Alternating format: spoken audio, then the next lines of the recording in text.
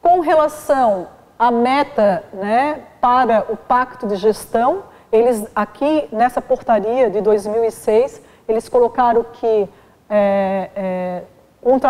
contratualização de 100% dos prestadores de serviço, né, porque como vai se reorganizar essa rede, isso no prazo de 1 ano essa rede tem que estar estruturada, então tem que ter contratualização, dispor de todos os leitos disponíveis à regulação, e aqui eles colocam também que vai ser extinto o pagamento de serviços profissionais tipo 7. O que significa esse tipo 7?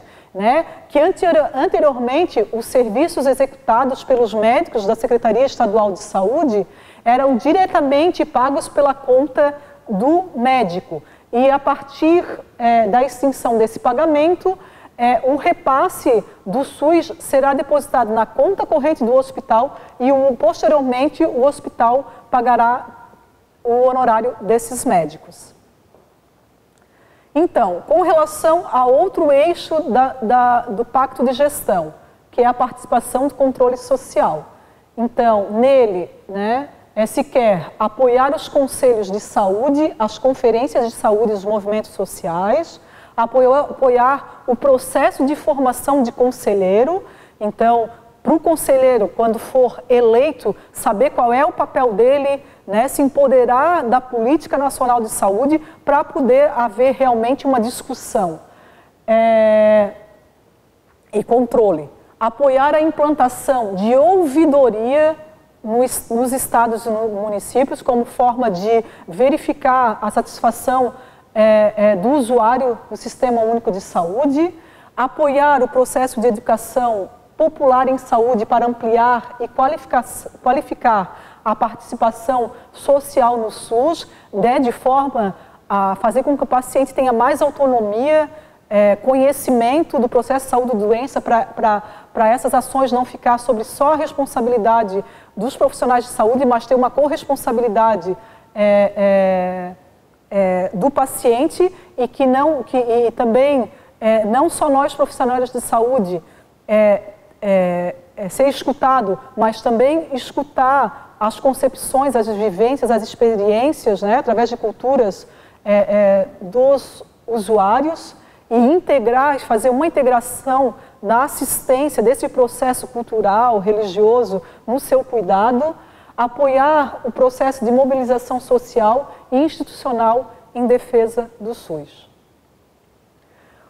Outro eixo, né, colocado no Pacto de Gestão é a gestão do trabalho, e isso implica em quê? Valorização do capital humano, tratamento dos conflitos, humanização do ambiente das relações do trabalho, tanto com o usuário quanto a equipe, criar estratégia de financiamento, né, nas 3 esferas do governo, de política de reposição de força de trabalho, na questão de saúde do trabalhador, consolidação da carreira do SUS como instrumento estratégico de política de recursos humanos, apoiar o desenvolvimento da competência técnica, promover meios de acesso às tecnologias, vínculos contratuais que garantam os direitos sociais e previdenciários dos profissionais e mesa de negociação entre gestores e trabalhadores nas 3 esferas do governo,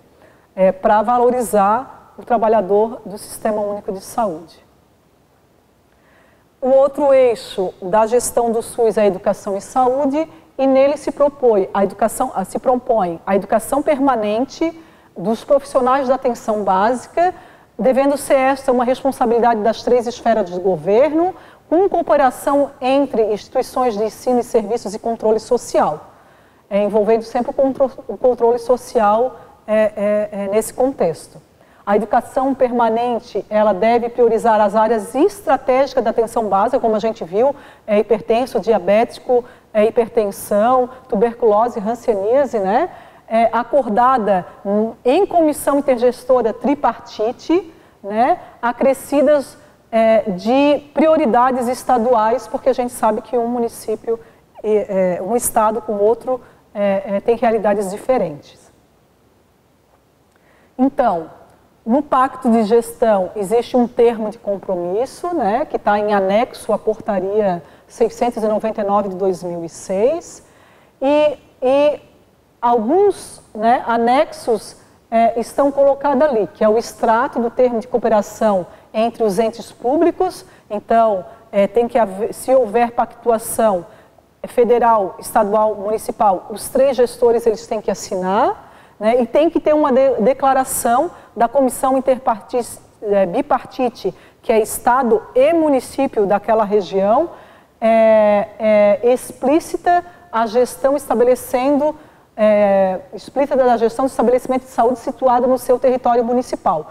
Então, é a partir dali que se vai determinar quais são os serviços que vão ser contratualizados para atender a determinados municípios, quem vai ser o município sede, quais serviços do Estado que vai passar para o município sede atender aquela região. Isso tudo vai ter que estar descrito ali com uma declaração e com a assinatura dos gestores dessa pactuação.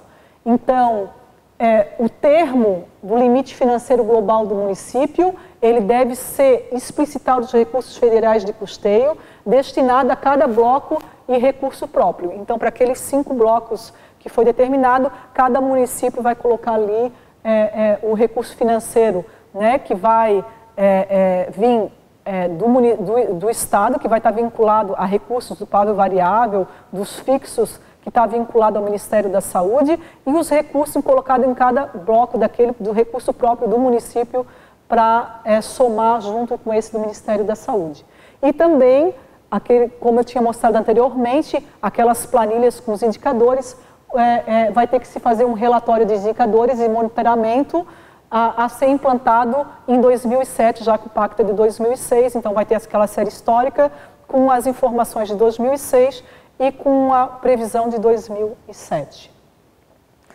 Com relação ao Pacto em Defesa do SUS, então de gestão ficou até aqui, nos relatórios dos indicadores, agora a gente vai passar para o terceiro eixo do Pacto pela Saúde 2006, que é o Pacto em Defesa do SUS. Então, o que vem a ser esse Pacto em Defesa do SUS?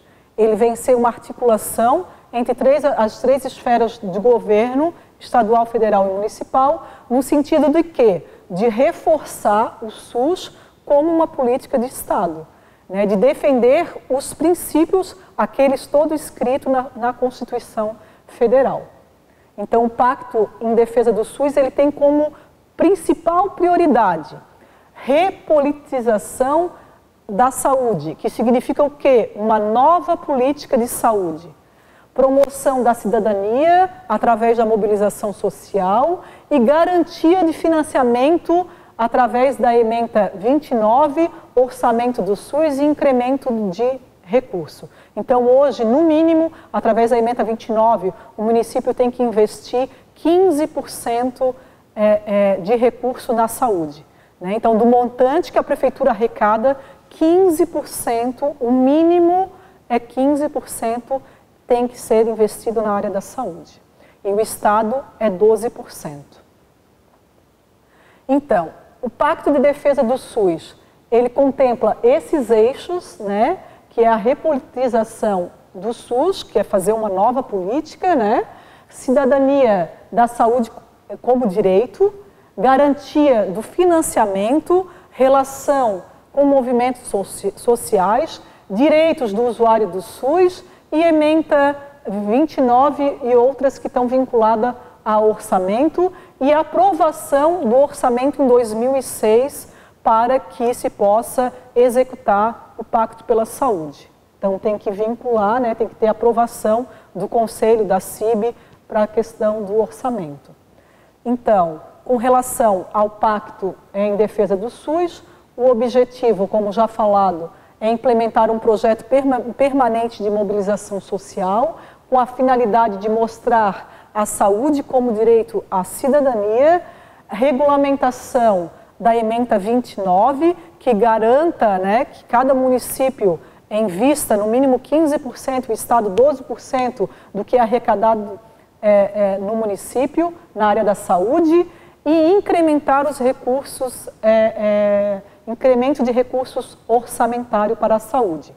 Também ele vem com o objetivo de elaborar e divulgar a Carta dos Direitos dos Usuários do SUS. Essa elaboração e carta de direito desses usuários que usam o sistema, ele está descrito na portaria, também instituída em 2006, número 675, que aprova a Carta dos Direitos dos Usuários do SUS. As referências utilizadas desse slide foi a própria portaria 399 do Ministério da Saúde. Obrigado. Vamos falar agora sobre a Política Nacional de Humanização. Diante de toda essa construção do Sistema Único de Saúde, né, durante esses 26 anos, várias políticas foram implementadas no Sistema Único de Saúde. Né, foram criadas, implantadas e foram implementadas também. Né? Todas essas políticas nacionais, elas são instituídas através de portarias, e essas políticas, elas têm vários eixos, diretrizes, princípios, né? E as políticas instituídas no país, ela vem com a integração de todas elas, né? Cada política dessa discrimina alguns programas, né? E esses programas, eles permeiam na atenção básica, secundária, hospitalar. Então agora nós vamos falar uma das políticas instituídas pelo Ministério da Saúde, que é a Política Nacional de Humanização. Então, por que a implantação da Política Nacional de Humanização?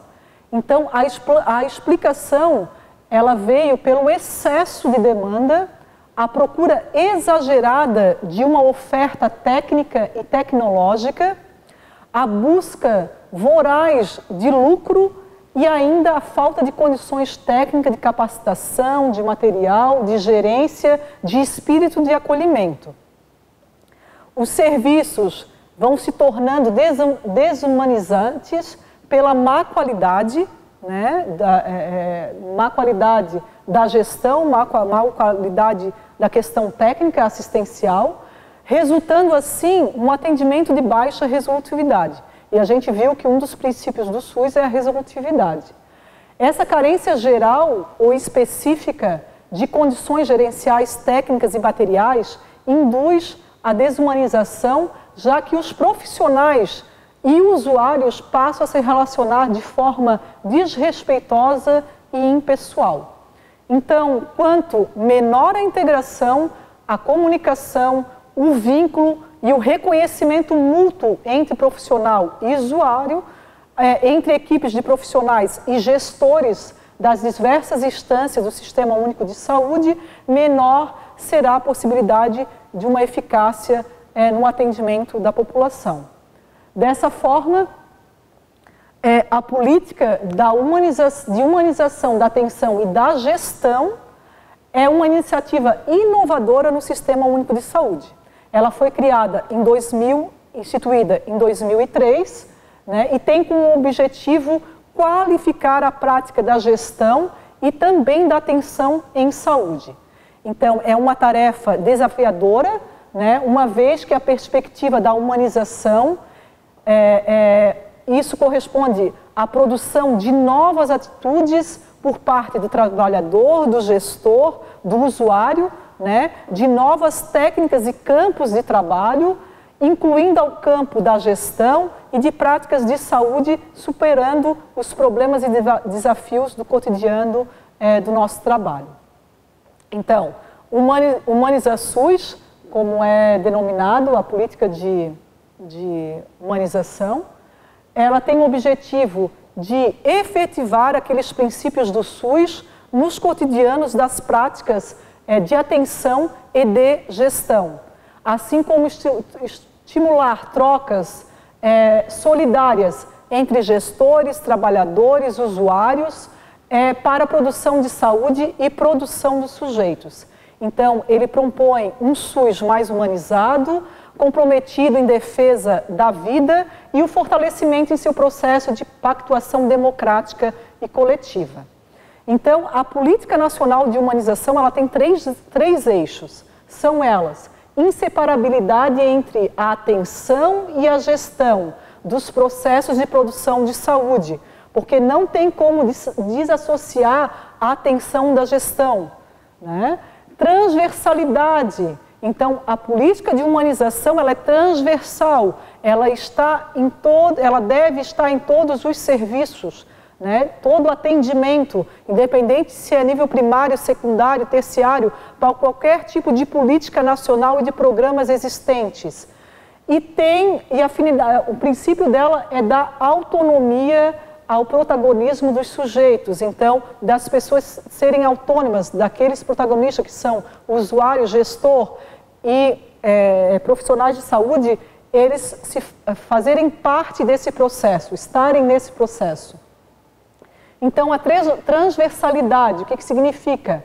É uma dimensão que pretende superar os dois impasses de uma pura verticalidade, eu mando e você obedece, né? E de uma simples horizontalidade. Ela tende a se realizar quando uma comunicação máxima efetiva entre os diferentes níveis e sobretudo, nos diferentes sentidos. Então, o Programa Nacional de Humanização, ele não é um programa, e sim uma política que atravesse as diferentes ações de instâncias dos gestores do SUS. Ele visa fortalecer o SUS como uma política de saúde. Humanização, né? Valorização, envolvimento dos diferentes sujeitos, usuários, trabalhadores e gestores. Valores, né? Autonomia, corresponsabilidade entre todos, estabelecimento de vínculos solidários, construção de uma rede de cooperação, de participação coletiva no processo da gestão. Quais são os princípios, né, norteadores dessa política? Então, valorização da dimensão subjetiva, coletiva e social em todas as práticas de atenção e de gestão do SUS. Então, voltada ao fortalecimento dos direitos do cidadão, respeito às reivindicações de gêneros, cor, etnia, orientação, expressão sexual e etc. Outro princípio, fortalecimento do trabalho em equipe multidisciplinar, com atuação transdisciplinar, apoio e construção de redes cooperativas solidárias, comprometida com produção de saúde e produção de sujeitos, de empoderar os sujeitos, né, no seu processo de saúde e doença, construção de autonomia e protagonismo dos sujeitos e coletivos implicados na rede do Sistema Único de Saúde. Corresponsabilizar desse sujeito nos processos tanto de gestão como na questão de atenção. Democratização das relações de trabalho, da valorização dos trabalhos da saúde, estimulando isso através do processo de educação permanente. Para se ter uma política nacional de humanização, também se faz necessário ter um olhar para a ambiência, né? Para o ambiente, que tenha uma adequada organização dos espaços de trabalhadores saudáveis e acolhedores. Então, a Política Nacional de Humanização, ela contempla pessoas, ambiente, estrutura, gestão, envolve todos esses fatores. Então, dentro dessa política, foi-se criado alguns dispositivos, né, que devem ser entendidos como tecnologias ou modos de fazer. Então, dependendo do serviço, né, da organização, do objetivo do serviço de atenção básica, média complexidade, alta complexidade, se foi implantado alguns dispositivos. Então, são eles, né? Acolhimento com classificação de risco, ambiência, equipes de referência de apoio matricial, que é a clínica ampliada, projeto singular e projeto de saúde coletiva também voltado à clínica ampliada, colegiado de gestão, contratos de gestão, sistema de escuta qualificada, através de ouvidoria, gerência de portas abertas para usuários e trabalhadores, pesquisa de satisfação, visita aberta como direito e acompanhante envolvimento no projeto terapêutico. Outro dispositivo, programa de qualidade de vida para o trabalhador. Outro dispositivo, grupo de trabalho humanizado, com um plano de trabalho definido. Com relação à diretriz de acolhimento, né, a gente tem o acolhimento com classificação de risco, a gestão de leitos, comitê de urgências e emergências e equipes multiprofissionais transdisciplinares. Com relação à diretriz de direitos do usuário, a gente tem visita aberta, acompanhante e equipe transdisciplinar de referência.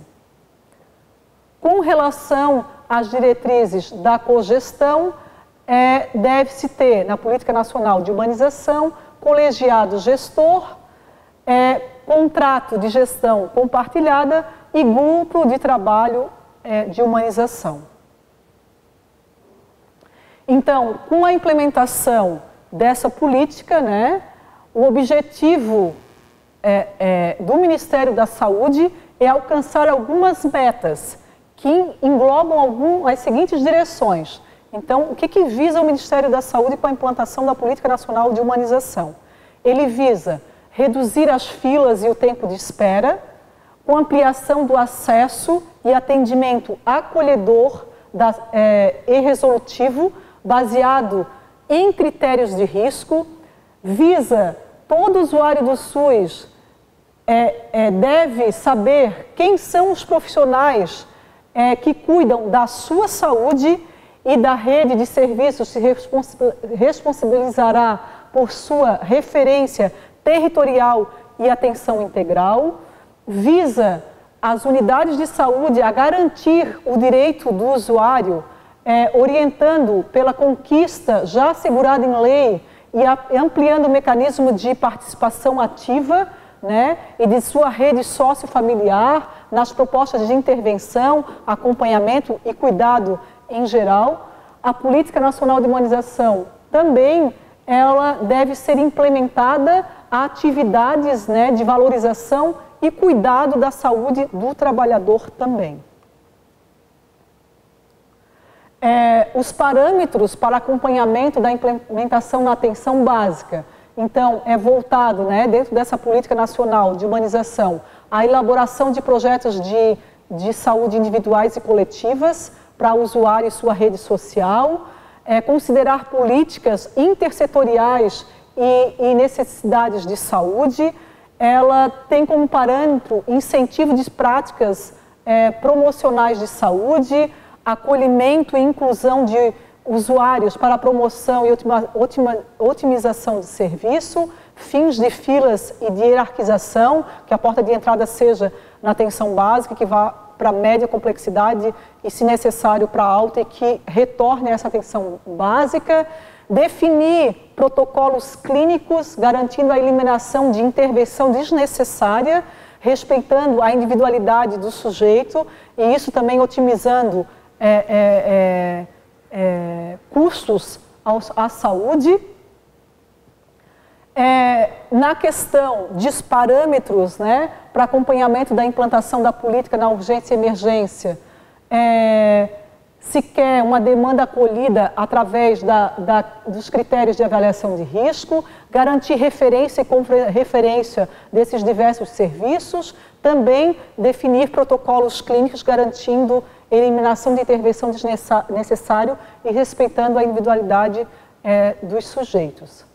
E na atenção especializada, né, com relação aos parâmetros, garantia de agenda extraordinária em função da análise de risco e das necessidades do usuário, critérios de acesso, né, através de publicação, com efetivação de protocolos de referência e contra-referência, para o paciente saber onde encaminhar e ser bem encaminhado dentro dessa rede, otimização do atendimento ao usuário e também definição de protocolos clínicos garantindo a eliminação de intervenções desnecessárias e respeitando a individualização dos sujeitos. Com relação à atenção hospitalar, existe atenção hospitalar com critérios nível B e nível A, né, do critério de parâmetros para a política nacional de humanização no tipo B, né, tem que haver uma existência de um grupo de trabalho de humanização, um trabalho definido, tem que garantir a visita aberta, né, através dos acompanhantes ou da rede social do usuário. É óbvio que respeitando a dinâmica hospitalar e a peculiaridade das necessidades do acompanhante, tem que ter uma recepção com acolhimento aos usuários, um mecanismo de escuta para trabalhadores, ter equipe multidisciplinar, tem que ter mecanismo de deshospitalização visando alternativas de práticas hospitalares, como ter vinculado uma rede de atenção domiciliar, sistema de referência e contra-referência para garantir continuidade do paciente. Então, o paciente, quando a alta hospitalar, ela tem que ser encaminhado dentro do Sistema Único de Saúde para um ponto de referência, para ela continuar o tratamento e não simplesmente quebrar. E na questão do nível da implementação da Política Nacional de Atenção Hospitalar nível A, além de tudo aquilo que eu li, né, anteriormente, no nível B, tem que ter ainda uma ouvidoria funcionando, tem que ter um conselho de gestor local com funcionamento adequado e tem que ter acolhimento com avaliação de risco nas áreas de acesso de pronto atendimento, pronto-socorro, ambulatório, serviço de apoio diagnóstico e tem que ter um plano de educação permanente para os trabalhadores. As referências utilizadas nesse assunto foi o portal do Ministério da Saúde referente à Política Nacional de Humanização e a portaria a cartilha da rede Humaniza SUS e a portaria do Ministério da Saúde instituída em 2003 que fala sobre a política de humanização à saúde. Obrigado.